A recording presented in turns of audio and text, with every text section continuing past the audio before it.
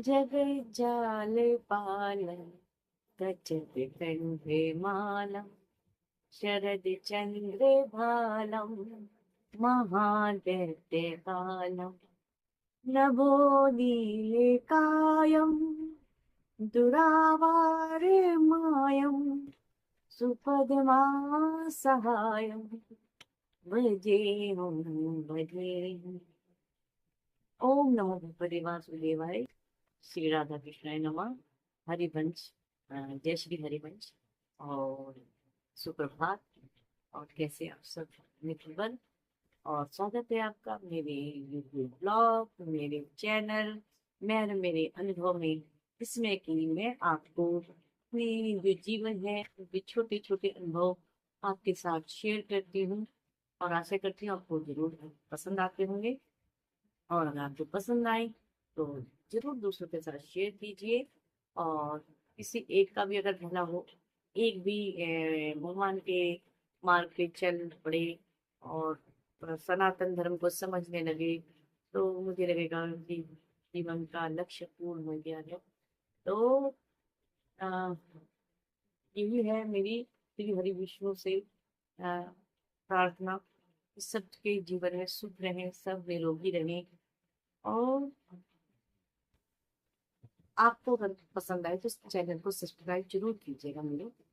यही मुझे आज का अनुभव ये है मेरा कि मैंने एक चीज देखी है, अनुभव करती हूँ मैं कि गीता के साथ कई लोग, गीता मतलब जो हमारी भगवत गीता है, उसके साथ लोग तोड़ मरोड़ करके जो भगवान ने हमें उपदेश दिए हैं उनको पेश करते हैं। क्या करते हैं आजकल, क्या चलन में है, कोई भी दो लाइन की कोटेशन अच्छी सी अपने मन में जो उनके अंदर भरा हुआ है, जो भी मनुष्य के अंदर भरा हुआ है और वो दूसरे से कहना चाहता है, तो वो क्या करता है उसकी कोटेशन बना के दो लाइन और क्या लिखता है शुरू में, भगवत गीता में श्री कृष्ण ने कहा है फला फला फला। भाई पहले गीता पढ़ तो लो। गीता में ऐसी कई चीजें नहीं लिखी हुई हैं जो व्यक्ति लिखता है कि दूसरे का ये कर दो वो कर दो।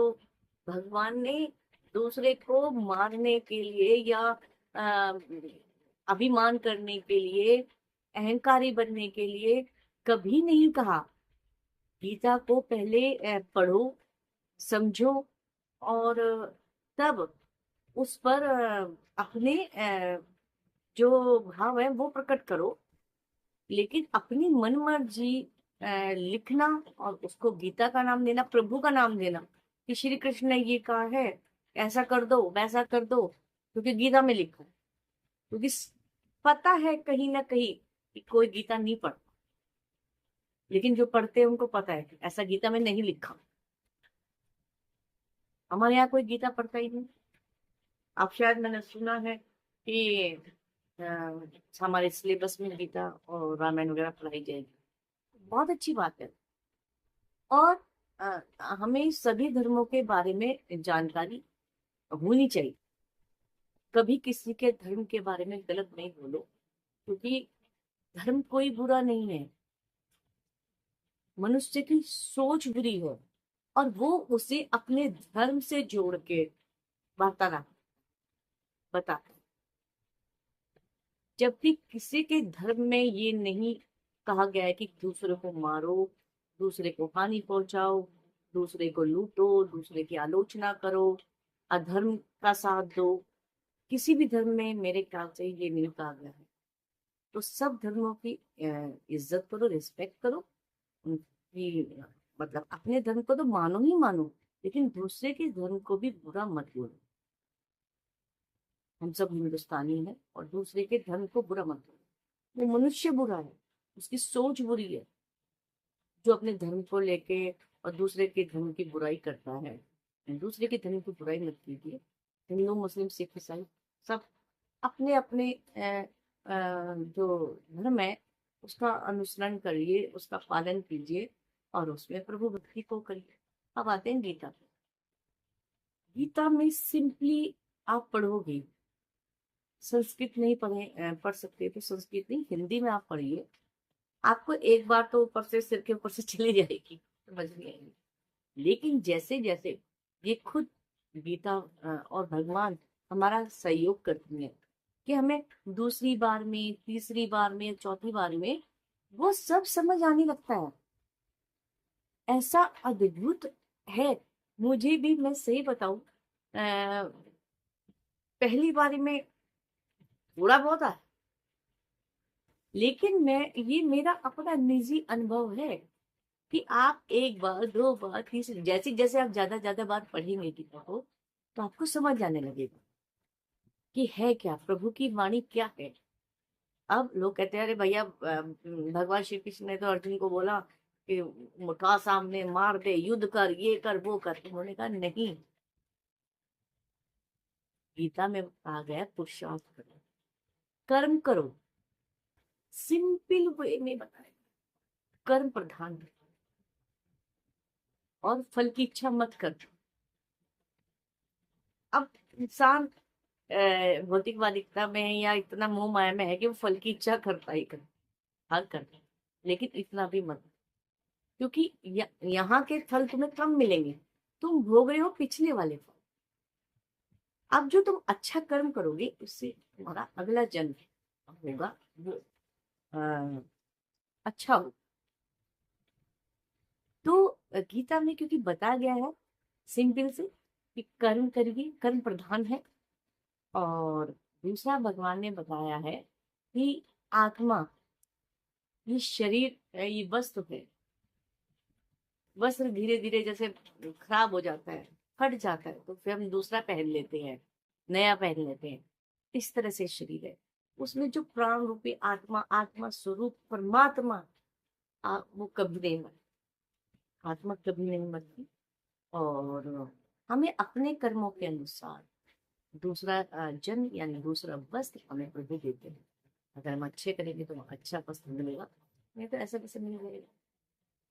तो प्रभु ने ये बताया है कि कभी मनुष्य मरता है, क्योंकि वो ना डर रहा था अर्जुन कि मैं इनको मार दूंगा। उन्होंने कहा कि कोई नहीं मरता। में एक घटना है कि जब चक्रव्यूह में अभिमन्यु मर गया था, तो अर्जुन बिल्कुल उदास होके एकदम से बहुत ज्यादा दुखी थे, और उन्होंने कहा था अब तो मैं युद्ध बिल्कुल नहीं लड़ूंगा। भगवान ने कहा पार्थ, मैं तुम्हें दिव्य दृष्टि देता हूँ। भगवान ने उन्हें दिव्य दृष्टि दी और उस लोक में ले गए जहां अभिमन्यु था। और अर्जुन बहुत खुश हुए। अर्जुन ने कहा पुत्र, मैं तुम्हारा पिता, मैं तुमसे मिलने आया हूँ। उन्होंने कहा, अभिमन्यु ने कहा कौन हो तुम, मैं तुम्हें नहीं पहचानता। किसका पिता, मैं नहीं जानता। पता नहीं कितनी बार मैं तुम्हारा पिता बनाऊं, कितनी बार तुम मेरे पिता बने। उस समय तक तुम मेरे पिता होंगे, लेकिन तुम कोई नहीं हो। तो ये बताया गया है कि आत्मा अ, अमर है, शरीर नश्वर है, ये जल जाना है, 5 तत्वों से बना है, 5 तत्वों में ही मिल जाना है इस शरीर को। तो ये गीता में बताया गया है कि कर्म प्रधान है, आत्मा कभी मरती नहीं है। और प्रभु ने ये बताया है सिंपल एक लाइन में, कण कण में, हर चीज में मैं हूं। मेरे आज्ञा के बिना, मेरी मर्जी के बिना पत्ता भी नहीं हिल सकता, तुम सांस भी नहीं ले सकते। सर्वज्ञ है प्रभु, सब जगह है, सर्वज्ञ है, सर्वज्ञ, सर्वापी है, सब जगह विद्यमान है। तो मैं इतनी ज्ञानी नहीं हूँ, लेकिन जो मुझे गीता से पता चला है कि भगवान हर कण कण में है। कर्म करो, लेकिन प्रभु की इच्छा के बिना कुछ भी मुमकिन नहीं है, और आत्मा कभी मरती नहीं है। ये है गीता। भगवान ने बोला है जो तुम यज्ञ करते हो उसकी अग्नि मैं हूँ, उसमें जो सामग्री है वो मैं हूँ, उसमें जो मंत्र हो रहे हैं वो मैं हूँ, मंत्रों में जो अक्षर हैं वो मैं हूँ, स्वर मैं हूँ। हर चीज में हूँ, सब में प्रभु को देखिए आप। मतलब दया कीजिए, प्रोत्साहित कीजिए जिस सामने वाले में जो आत्मा है, और आत्मा कौन है? परमात्मा है। तो सब में प्रभु को देखिए। चींटी में भी भगवान। तो आप कैसे उसको मसल के चल देते हो, कॉकरोच को फटाक मार देते हो, मकड़ी को मार देते हो, हटा दो, साफ कर दो, बाहर छोड़ जाओ। तो प्रभु ने बताया कि सब में मैं हूं। तो जब भी आप कोई और जो भी काम करो, वो मेरे निमित्त होकर करो, भगवान नहीं। भगवान ने उसमें बताया है कि 3 तरह के व्यक्ति होते हैं। राजसी होते हैं, और तामसिक होते हैं, और एक होते हैं सात्विक होते हैं। प्रवृत्ति प्रवृत्ति बताई है प्रभु ने हर चीज में, सात्विक, राजसी और तामसिक। ये 3 प्रवृत्ति प्रभु ने बताई है गीता में। तो ये सब गीता में ये नहीं है कि अपने मन के उद्गार, आप जो आपके अंदर भरा हुआ है, वो आपको अगर दूसरे को कहना है, तो आप भगवान श्री कृष्ण का नाम लेके और गीता का नाम लेके कि भगवत गीता में ये लिखा है, और अपनी मन की संतुष्टि आप कीजिए। ऐसा नहीं है, आप पाप के भागीदार बन गए हैं, दूसरे को गलत आप, क्योंकि हर कोई गीता नहीं पढ़ रहा, और वो 2 लाइन समझ जाएगा कि ये तो भाई गीता में लिखा हुआ है, वो दूसरे को बताएगा आगे। तो ऐसा काम मत कीजिए। हमारे वेद पुराण, हमारे ग्रंथ, हम खुद इनका मजाक बना रहे हैं और इनको मान सम्मान नहीं दे रहे, तो दूसरे क्या करेंगे? दूसरे धर्म के देखो, अपने जो पुस्तक है, जो वेद उनके हैं, मतलब आप उनके उसमें देखिए, जो उसमें गुरुद्वारे में रहता है, एक बुक होती है काफी बड़ी, आई थिंक मेरे ख्याल से जो भी है, गुरु ग्रंथ साहिब वगैरह।